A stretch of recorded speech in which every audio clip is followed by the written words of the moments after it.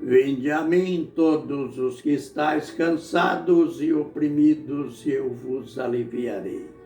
Tomai sobre vós o meu jugo e aprendei de mim, porque eu sou manso e humilde de coração, e encontrareis descanso para as vossas almas, porque o meu jugo é suave e o meu fardo é leve.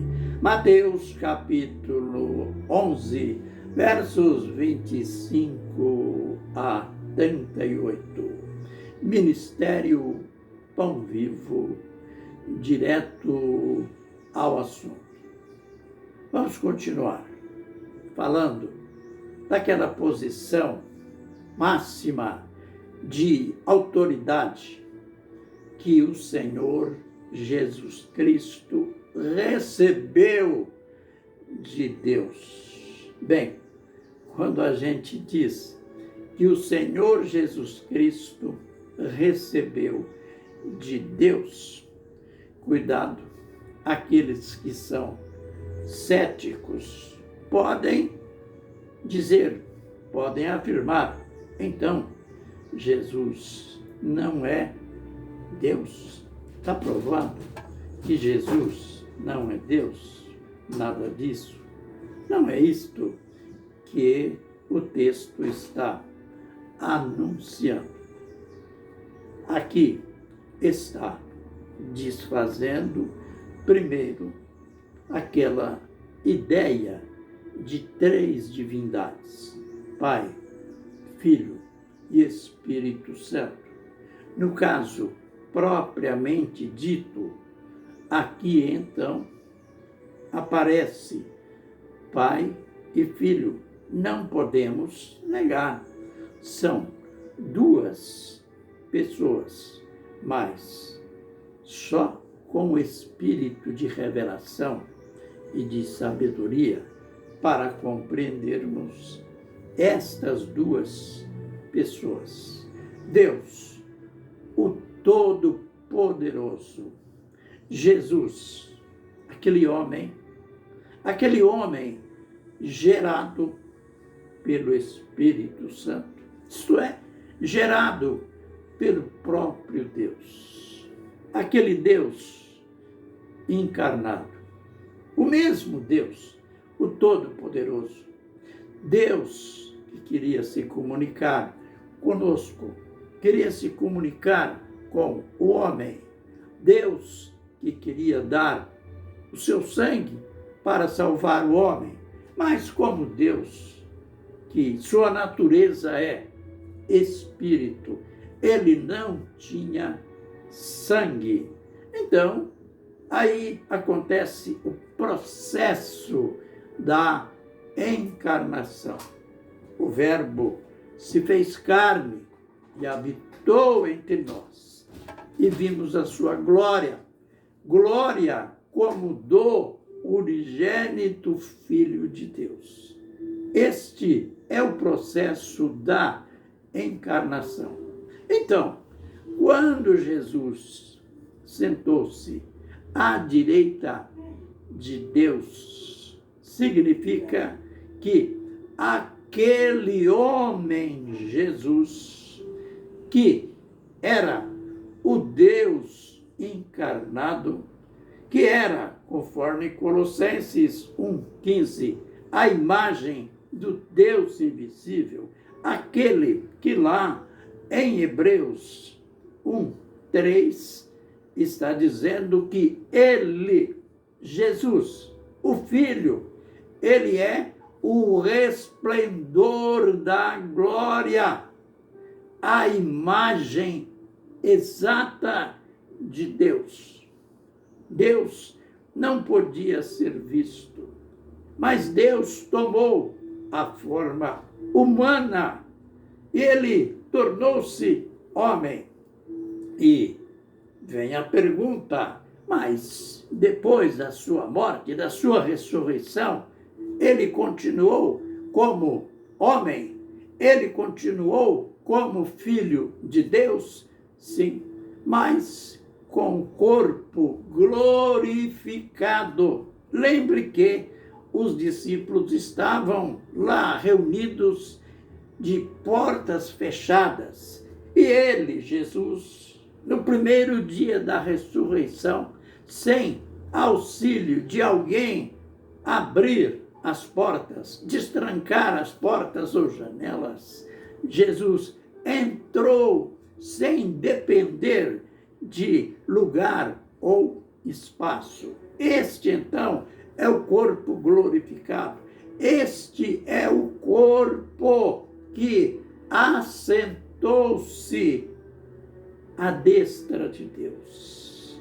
Assentou-se na posição máxima, muito acima dos principados, muito acima das potestades, muito acima de todo domínio, muito acima de todo poder. Herdou o nome mais excelente de que todos os nomes. Em resumo, ele herdou o nome de Deus. Mas nós estamos entrando em 1 Coríntios 15, verso 4, que logo após Paulo fazer a analogia entre Adão e Jesus Cristo, ele fala que em Adão todos morrem, mas em Cristo todos serão vivificados. Aí então ele fala, cada um, porém, segundo a sua ordem, Cristo as primícias, isto é, Cristo, aquele que ressuscitou primeiro, depois os que são de Cristo. É bom esclarecer esta distinção, porque está tão claro, depois os que são de Cristo. Alguém poderia perguntar, pastor, mas todos não são filhos de Deus? Todos não são de Cristo? Infelizmente, não. O que uma pessoa tem que fazer para ser de Cristo? Tem que ter uma religião? Tem que pertencer a uma igreja, a uma denominação? Não. A base escriturística para sermos de Cristo é crermos nele e nada mais. Esta é a base das Escrituras para a nossa salvação. Aliás, é profético na profecia de Joel 2:28, quando ele fala, ele profetiza do derramamento do Espírito Santo. Ele completa dizendo, todo aquele que invocar o nome do Senhor será salvo. Romanos capítulo 10, 9, verso 10. O apóstolo ainda dá uma explicativa. Se com a tua boca confessares a Jesus como Senhor e em teu coração creres que Deus o ressuscitou dentre os mortos, será salvo. Porque com a boca se faz confissão para a salvação e com o coração se crê para a justificação. Aleluia! Então, é desse grupo aí que Paulo está dizendo, depois os que são de Cristo. Mas quando que os que são de Cristo vão ressuscitar? Cuidado, que aqui não fala nada de arrebatamento. Os que são de Cristo na sua vinda. Aleluia! Este verso é rico de informação. Depois, no verso seguinte, após ele nos informar que os que são de Cristo vão ressuscitar na sua vinda, aí então ele vai mostrar que Jesus que ganhou um reino. Jesus que reinará na terra por 1000 anos. Ele, diz o apóstolo, então virá o fim, quando o Filho entregar o reino ao Pai, e tudo isso para a destruição dos inimigos, para a destruição dos opositores. No vídeo seguinte, nós iremos dar os detalhes, como será o final deste reino, o final do reino do Senhor Jesus Cristo. Mas ainda aqui um esclarecimento, mas Jesus, ele não está reinando? Claro que não, ele não pegou o reino ainda, no sentido administrativo, no sentido espiritual, ele é o nosso intercessor. Lembre, 1 João capítulo 2, verso 1.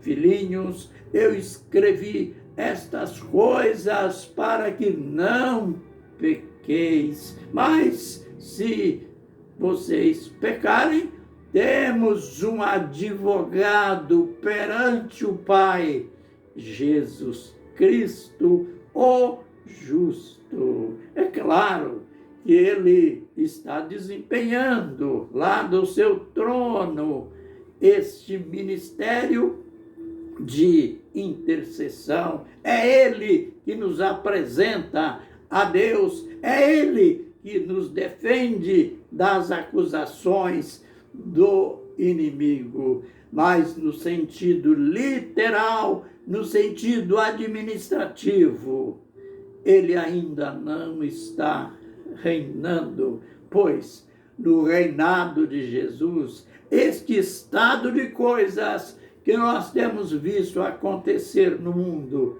não irá acontecer jamais. Mas a gente, no próximo vídeo, vai dar os detalhes. Fiquem na bênção e na graça do Senhor. Amém e amém.